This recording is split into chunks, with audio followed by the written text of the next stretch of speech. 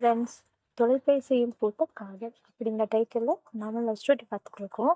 பிஃபோராக என்ன நடந்துச்சு அப்படின்னா, அவங்க ஆஃபீஸில் இருந்த இஷ்யூ, அப்புறம் அவங்க அம்மா கிட்ட பேசுவாங்க. அந்த அன்னோன் நம்பர்லேருந்து ஒரு கால் வரும் இல்லையா, ராங் கால்.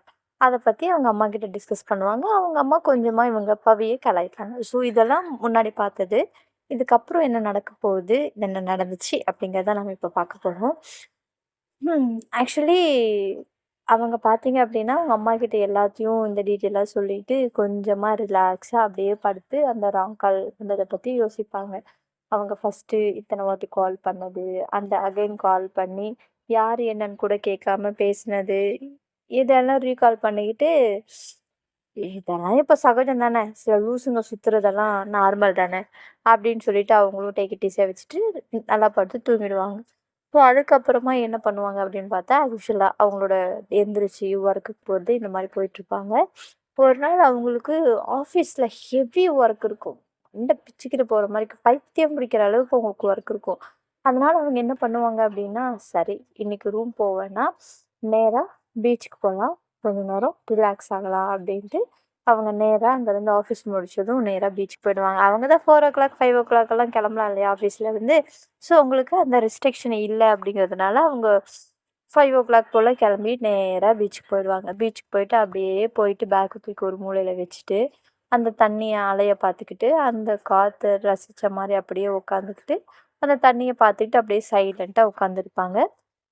இந்த டென்ஷன் எல்லாம் கொஞ்சம் ரிலாக்ஸ் ஆகுற அளவுக்கு அப்படியே உட்காந்து பார்த்துட்ருப்பாங்க.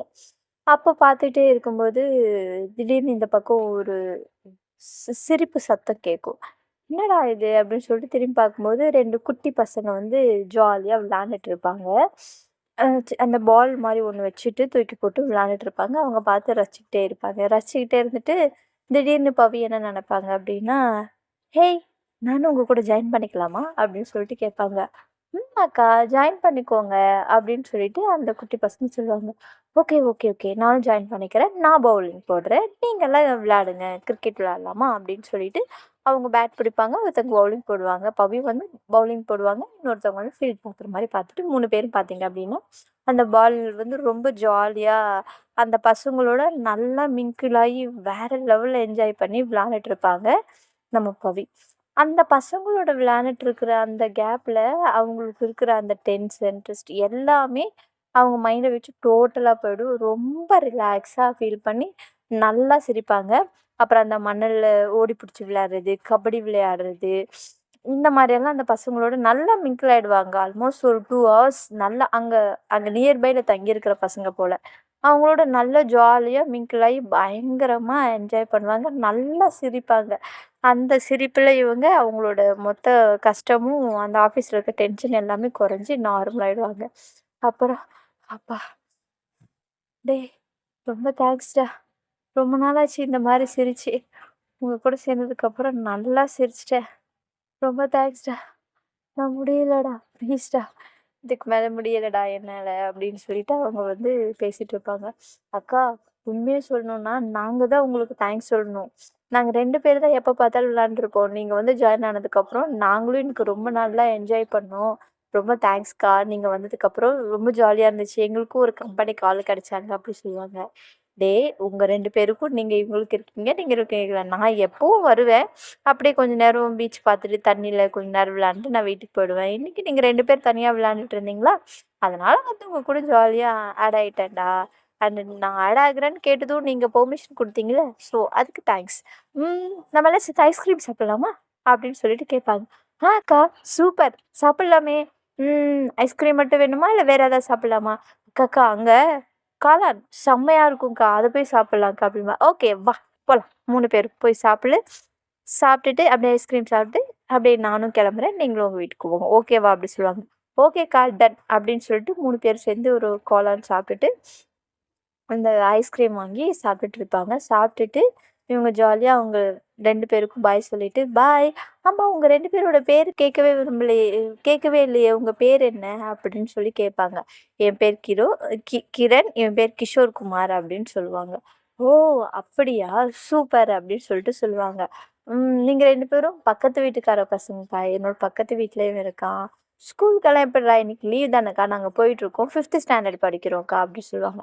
சூப்பர் சூப்பர், நல்லா படிங்க, இப்படியே 2 பேரும் ஜாலியாக ஃப்ரெண்டாக இருங்க.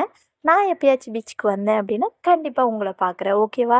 அக்கா நாங்கள் கண்டிப்பாக வெயிட் பண்ணுவோம், நீங்கள் எப்பயாச்சும் வந்தீங்கன்னா கண்டிப்பாக ஜாயின் பண்ணிக்கோங்க ப்ளீஸ்க்கா, நாங்கள் இங்கே தான் இருப்போம் அப்படின்னு சொன்னால், கண்டிப்பாடா, எனக்கு இந்த பீச்சில் ஒரு ஃப்ரெண்ட்ஸ் அப்படி இருக்கும்போது நான் ஏன் வரும்போது உங்களை மிஸ் பண்ணுவேன், கண்டிப்பாக நான் வரும்போதெல்லாம் உங்கள் கூட என்ஜாய் பண்ணுவேன் அப்படின்னு சொல்லிட்டு இவங்க ஓகே பாய் அப்படி சொல்லிட்டு இவங்களும் கிளம்பிடுவாங்க.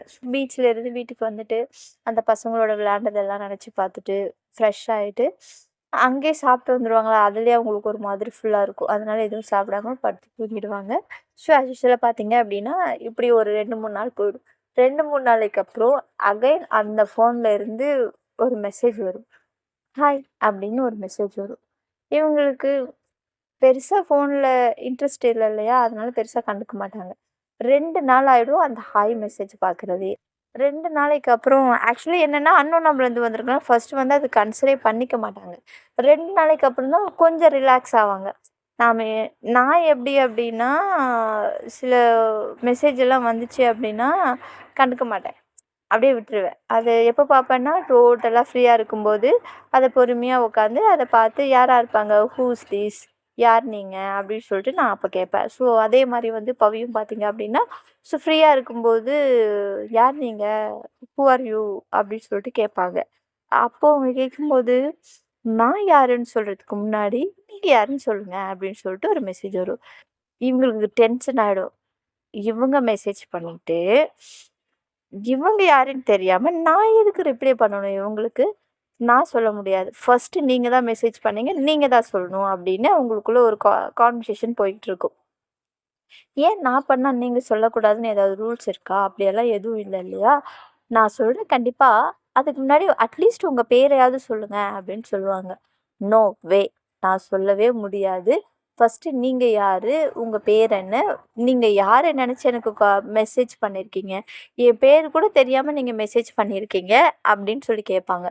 ஆமாம், நான் மெசேஜை மட்டும்தான் நீங்கள் பார்க்குறீங்க, நம்பரை நீங்கள் பார்க்கலையோ அப்படின்னு சொல்லிட்டு ஆப்போசிட்லேருந்து மெசேஜ் வரும்.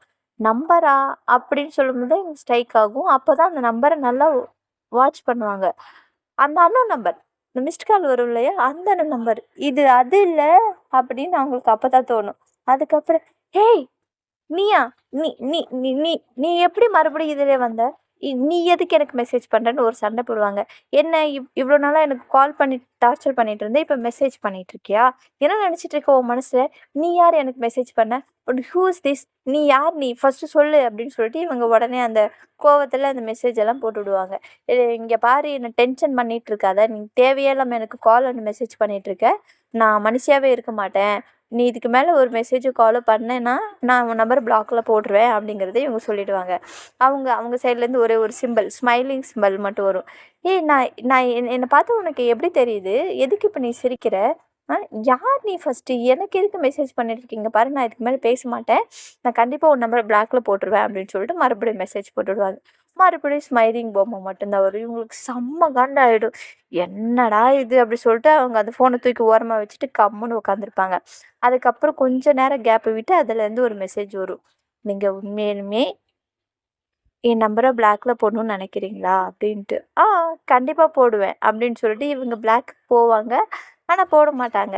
ஏன்னா அவங்களுக்குள்ள ஒரு க்யூரியாசிட்டி இருக்கும். இவங்க யாராக இருப்பாங்க, எதுக்காக எனக்கு கால் பண்ணுறாங்க, அடிக்கடி கால் பண்ணுறாங்க, இப்போ மெசேஜ் வர, நார்மலாக ஒரு நம்பர் வந்து இன்னாருன்னு சொல்லிட்டாங்க அப்படின்னா அவங்க யார் என்னன்னு தெரிஞ்சுக்கணுங்கிற ஒரு ஆர்வம் இருக்காது.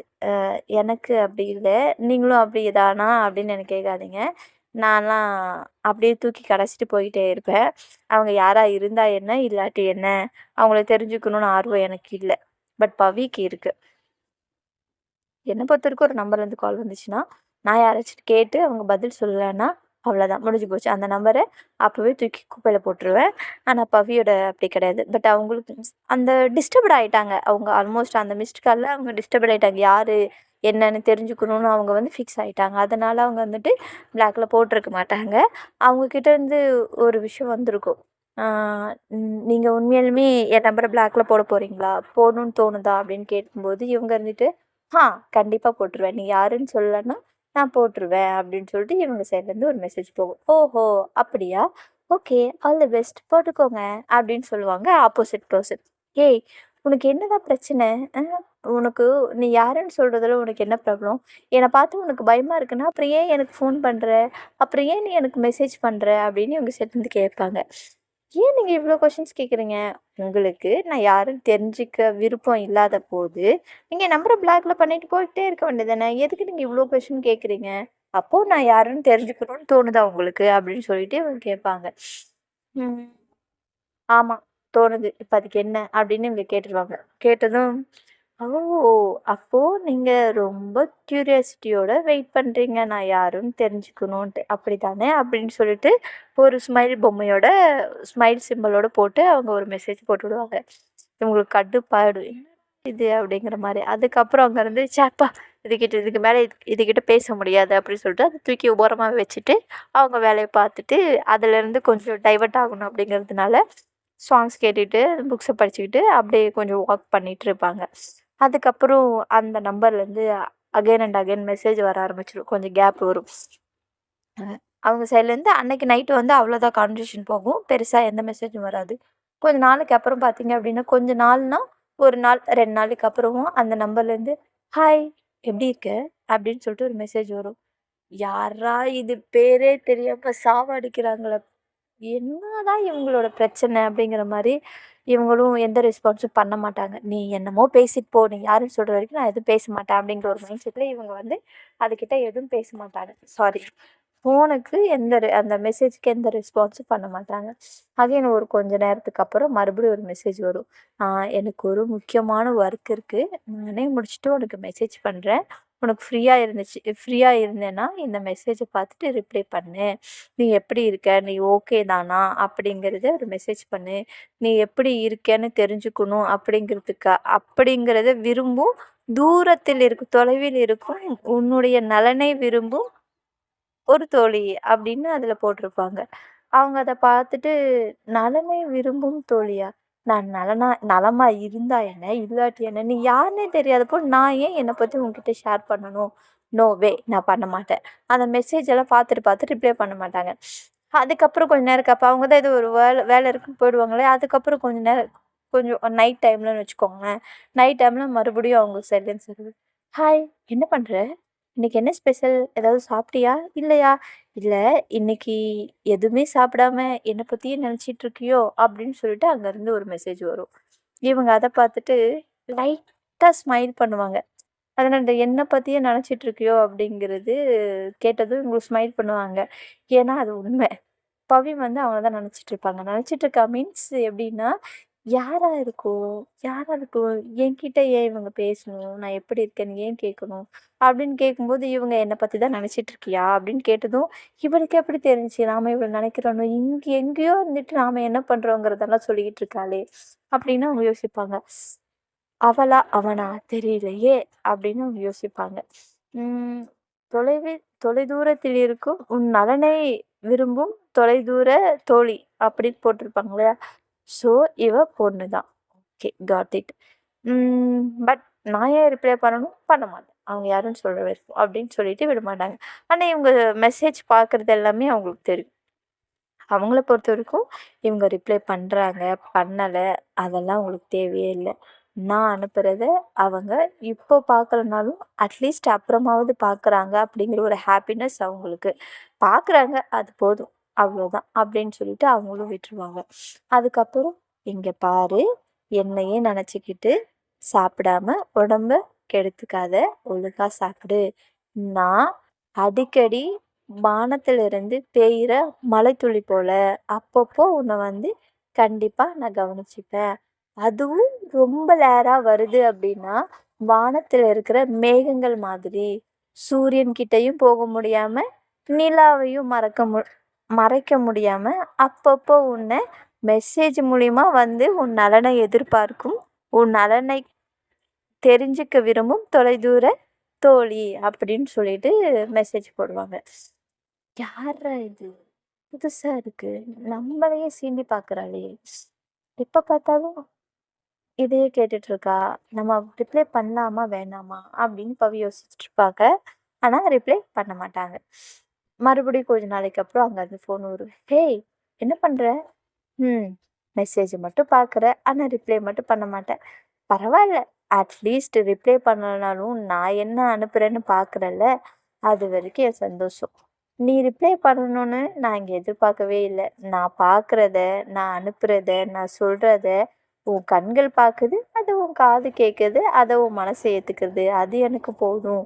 உன் மனசுக்கு நான் என்ன சொல்ல வரேங்கிறது தெரிஞ்சா போதும். உன் கைக்கு எப்போ அதுக்கு பதில் கொடுக்கணும்னு தோணுதோ அப்போ கொடுக்கட்டும். அது வரைக்கும் நான் காத்துட்ருப்பேன். தொலைதூர உன் நலனை எதிர்பார்க்கும் தொலைதூர தோழி அப்படின்னு சொல்லிட்டு அதை மெசேஜ் போட்டுக்கிட்டே இருப்பாங்க. அவங்களும் அவங்களால முடிஞ்ச வரைக்கும் சலிக்காம மெசேஜ் போட்டுக்கிட்டே இருப்பாங்க. இவங்களும் அதை படிச்சுக்கிட்டே இருப்பாங்க. இந்த கான்வர்சேஷன் இப்படியே போய்கிட்டே இருக்கும். கொஞ்ச நாள் போனதுக்கப்புறமா பவி என்ன நினைப்பாங்கன்னு தெரியல. அந்த என்ன சொல்கிறது, கண்டினியூஸாக அவங்கக்கிட்ட இருந்து மெசேஜ் வர வர வர வர பவிக்கு என்ன சொல்கிறது, அந்த கோவம் ஓரளவுக்கு குறைஞ்சி, சரி ஓகே, எது வரைக்கும் தான் போகுதுன்னு பார்த்துருவோமே, ஒரு நாள் இல்லை ஒரு நாள் அவங்க யாரு நம்மக்கிட்ட சொல்லி தான் ஆகணும். சொல்லாமல் எங்கே போயிடுவாங்க? ஒருவேளை நான் பேசாமலே இருந்து இவங்க பேசாமல் போயிட்டாங்கன்னா, இல்லை நம்ம பேசுவோம், வேண்டாம் நம்ம பேசணும், அவங்க யாருன்னு சொல்ல மாட்டேங்கிறாங்கல்ல, நம்ம பேச வேணாம் அப்படின்னு இவங்க ரொம்ப ஸ்ட்ராங்காக இருப்பாங்க. ஆனால் அங்கேருந்து காலையில், மதியம், நைட்டு, அப்புறம் ஃப்ரீயாக இருக்கும்போதெல்லாம் அப்பப்போ ஒரு மெசேஜ் வந்துக்கிட்டே இருக்கும். ஹே, என்ன பண்ணுற? ஒர்க்கெல்லாம் எப்படி போயிட்டுருக்கு? ஃபேமிலியெல்லாம் எப்படி? இப்படின்னு கேட்டுக்கிட்டே இருப்பாங்க. அப்பப்போ கேட்டுட்டு, நீ நல்லா இருக்கியா? நீ நல்லா இரு, எதை நினச்சியும் கவலைப்படாத, உனக்காக நான் இருக்கேன், உனக்கு என் கூட எப்போ பேசணும்னு தோணுதோ அப்போ பேசு அப்படிங்கிற மாதிரி அவங்க மெசேஜ் போட்டுக்கிட்டே இருப்பாங்க.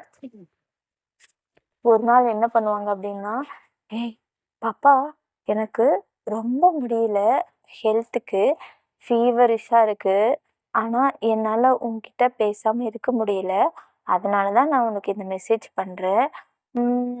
நான் நல்லானதுக்கப்புறமா மறுபடியும் உன்கிட்ட பேசுகிறேன். அது வரைக்கும் இந்த ஒரு மெசேஜை பார்த்துக்கிட்டு ஹாப்பியாக இரு, சரியா? அப்படின்னு ஒரே ஒரு மெசேஜ் மட்டும் போட்டுருவாங்க. 1 டே கேப் விட்டுருவாங்க. 1 டே கேப், அவங்களுக்கு தான் ஃபீவர் அப்படின்னு சொல்லியிருப்பாங்க இல்லையா? ஸோ உடனே பவி என்ன பண்ணுவாங்க, அவங்களுக்காக கோவிலுக்கெல்லாம் போய் வேண்டிப்பாங்க. அவங்களுக்கு எதுவும் ஆகக்கூடாது, அவங்க நல்லா இருக்கணும், ப்ளீஸ் கடவுளே அப்படின்னு சொல்லிட்டு வேண்டிப்பாங்க. பவிக்கு இது புதுசாக இருக்கும். எப்படின்னா, யாருமே இல்லாதவங்களுக்கு ஒரு என்ன சொல்கிறது, பேசுகிறதுக்கோ திட்டுறதுக்கோ அடிக்கிறதுக்கோ இந்த மாதிரி இருக்காங்க அப்படின்னா அவங்களுக்கெல்லாம் இது பிடிக்கும். சாரி, நான் தனியாக இருக்கிறவங்க நல்லா இருக்கும்னு சொல்லியிருக்கீங்களா, அந்த தனியாக இருக்கிற பர்சனுக்கு வந்து சிலர் வந்து இந்த மாதிரி எக்ஸ்பெக்ட் பண்ணுவாங்க, நம்மக்கிட்ட இந்த மாதிரி வம்பு இழுக்கிறதுக்கு பேசுகிறதுக்கு ஆள் இருந்தால் நல்லா இருக்குமே அப்படின்ட்டு. சிம்பிள், நம்மளில் எத்தனை பேர் இதை நினச்சிட்டு இருக்கீங்க அப்படின்னு எனக்கு தெரியல. பட் நான் அந்த மாதிரி இல்லை, ஏங்குற பர்சன் கிடையாது, நான் ஏங்கலை அவ்வளோதான். பட் நம்மள நிறைய பேர் அந்த ஏக்கம் இருக்கு இல்லையா, அதில் ஒருத்தவங்க தான் பவி. பவிக்கு வந்து தனியாக இருக்கிறது பிடிக்கும். பட் அவங்க கூட யாராவது பேச மாட்டாங்களா அப்படிங்கிற ஒரு ஏக்கம் இருக்குது. இருந்தாலும் இவங்களா வாலண்டரியாக போய் யார்கிட்டையும் பேச மாட்டாங்க. ஏன்னா அந்த ஹார்ட் ஓரியன்டாக யாருக்கிட்டையும் அட்டாச் ஆகிருக்க மாட்டாங்க. ஸோ அதனால் பெருசாக யாருக்கிட்டையும் கன்சல்ட் பண்ணிக்க மாட்டாங்க, எதுவும் கண்டுக்க மாட்டாங்க, பேசிக்க மாட்டாங்க. அவங்க ஃப்ரெண்ட்ஸு கூட எல்லாரும் கூட ஹார்ட் ஹார்ட் ஓரியன்டாக அவங்க கூட அட்டாச் இருக்கும். அட்டாச் இருக்கிறதுனால தான் அப்பப்போ பேசுகிறாங்க. இது வந்து ஒரு விதமான அட்டாச்சு இல்லையா, யாருன்னு தெரியாமல், யாரும் பண்ணுறது முடியாமல் அப்படிங்கிற ஒரு அட்டாச்சு. தினமும் ஒருத்தவங்க நல்லா விசாரிச்சுட்டு திடீர்னு கேட்கல, அவங்களுக்கு கொஞ்சம் உடம்பு சரியில்லை அப்படிங்கும்போது நார்மலாக ஒரு பர்சனுக்கு கன்சர்ன் இருக்க தானே செய்யும். ஸோ அதே கன்சர்ன் இவங்களுக்கு இருக்கும். ஸோ அதனால் போய் அவங்களாம் வேண்டிப்பாங்க. வேண்டிக்கிட்டு வந்து எப்படி இருக்காளோ என்ன பண்ணுறாளோ அப்படின்ட்டு இவங்க மெசேஜ் பண்ண மாட்டாங்க. ஆனால் அவங்க மெசேஜ்க்காக இவங்க வெயிட் பண்ணிகிட்டே இருப்பாங்க. அதே மாதிரி அடுத்த நாள், ஹே பாப்பா, எப்படி இருக்க? நான் ரொம்ப நல்லா இருக்கேன், உடம்பு நல்லாயிடுச்சு, நீ எப்படி இருக்க? என் மெசேஜ்க்காக வெயிட் பண்ணிகிட்டே இருக்கியா? ஏன் நீ பண்ண மாட்டியா? என் மெசேஜ்க்காக மட்டும்தான் வெயிட் பண்ணுவியா? ஒரு வார்த்தை உடம்பு சரியில்லைன்னு கூட நீ கேட்க மாட்டியா? அப்படின்னு ஆப்போசிட்லேருந்து இந்த மாதிரியெல்லாம் கேட்பாங்க. இவங்க அதெல்லாம் பார்த்ததும் மெசேஜை பார்த்து, அப்பா இவன் நல்லா இருக்கா, அது வரைக்கும் போதும். ஆனால் நான் பேசுவேன்னா நான் பேச மாட்டேன், நான் ஏன் பேசணும் அப்படிங்கிற ஒரு வீம்பு பிடிவாதம் பவிக்கு இருக்கும். அதனால் அவங்க பேசவே மாட்டாங்க. அதுக்கப்புறம் பார்த்தீங்க அப்படின்னா இப்படியே அவங்களோட கான்வர்சேஷன் எப்படி இருக்குது என்ன பண்ணுற ஆப்போசிட்டில் இருந்து மட்டும் வந்துட்டுருக்கும். இவங்க கிட்டேருந்து ஒரு மெசேஜும் போகாது. இப்படியே போயிட்டுருக்கும்போது ஒரு நாள் ஆப்போசிட் பர்சன் கிட்டேருந்து மெசேஜே வராது. 1 டே ஃபுல்லாக வராது. 2 நாள், 3 நாள், 4 நாள், 1 வீக் ஆகிடும். அவங்க கிட்டேருந்து எந்த மெசேஜும் வராது. இவங்களுக்கு எப்படி இருக்கும்? அதை அனுபவிச்சவங்களுக்கு தான் தெரியும்ல. அந்த வலி எப்படி இருக்கும் அப்படிங்கிறது நம்மளில் எத்தனை பேர் அதை ஃபீல் பண்ணியிருக்கீங்க? ஒருத்தவங்க நம்ம கூட பேசிக்கிட்டே இருந்துட்டு திடீர்னு பேசாமல் போனால் எப்படி இருக்கும்? அதுவும் நார்மல் பர்சன் பேசாமல் போனாங்க அப்படின்னா பெருசாக கன்சிடர் பண்ண மாட்டாங்க. ஏன்னா பவிக்கு அந்த பர்சன் வந்து ஹார்ட் ஓரியன்டாக அட்டாச் ஆகிருக்காங்க. அதாவது ஹார்ட் ஓரியன்டாக அட்டாச் ஆன பர்சன் பேசாமல் போனால் என்னாச்சு ஏதாச்சுன்னு தெரியாமல் போச்சு அப்படின்னா நம்ம சைட்லேருந்து அந்த பெயின் எந்த அளவுக்கு இருக்கும் அப்படிங்கிறது நம்மள எனக்கு தெரிஞ்சு எல்லாருக்குமே அந்த ஒரு பெயின் எல்லாருக்குமே இருக்கும். அது எந்த அளவுக்கு இருக்கும் அப்படிங்கிறது உங்களால் எக்ஸ்பிளைன் பண்ண முடிஞ்சா கொஞ்சம் கமெண்ட் பண்ணுங்கள். ஸ்டோரி எப்படி இருக்குது அப்படிங்கிறதையும் மெல்ல கமெண்ட் பண்ணுங்கள். அவங்களோட வலி எந்த அளவுக்கு இருந்துச்சு அப்படிங்கிறத நான் எந்த அளவுக்கு ரியலைஸ் பண்ணியிருக்கேன் அப்படிங்கிறத நாளைக்கு ஸ்டோரியில் எக்ஸ்பிளைன் பண்ணுறேன். நீங்கள் எந்த அளவுக்கு ரியலைஸ் பண்ணியிருக்கேங்கிறத கமெண்ட் பாக்ஸில் கமெண்ட் பண்ணுங்கள். ஸ்டோரியை மீதியை நாளைக்கு பார்க்கலாம். ஸ்டோரியை கேட்டுட்டு சும்மா ஓகே போகாமல் ஒரு லைக் போட்டுட்டு போங்க. முடிஞ்ச அளவுக்கு கொஞ்சம் சீக்கிரமாக வந்து ஃபேமிலி கூட ஜாயின் ஆகிக்கோங்க. கொஞ்சம் கொஞ்சமாக ஸ்டெப்ஸ் போயிட்டுருக்கு. புது புது சொந்தக்காரங்க நம்ம கூட வந்து சேர்ந்துட்டே இருக்காங்க. புதுசாக வந்த சொந்தக்காரங்களுக்கு அனைவருக்கும் என்னுடைய சார்பாகவும் நம்மளுடைய ஃபேமிலி சார்பாகவும் உங்களை நாங்கள் வருக வருக என அன்பான உள்ளத்துடன் உங்களை வரவேற்கிறோம். வாங்க சப்ஸ்கிரைப் பண்ணிவிட்டு உள்ளே வாங்க. ஜாலியாக இருக்கலாம், ஹாப்பியாக இருக்கலாம், முடிஞ்ச அளவுக்கு என்ஜாய் பண்ணலாம். ஓகேங்களா? எனிவேஸ் எனக்கு கொஞ்சம் வேலை இருக்குது, நான் அதை பார்க்க போகிறேன். நீங்கள் ஸ்டோரியை கேட்டுட்டு தான் தூங்குவீங்கன்னு தெரியும். ஸ்டோரியை கேட்டுட்டு நிம்மதியாக தூங்குங்க.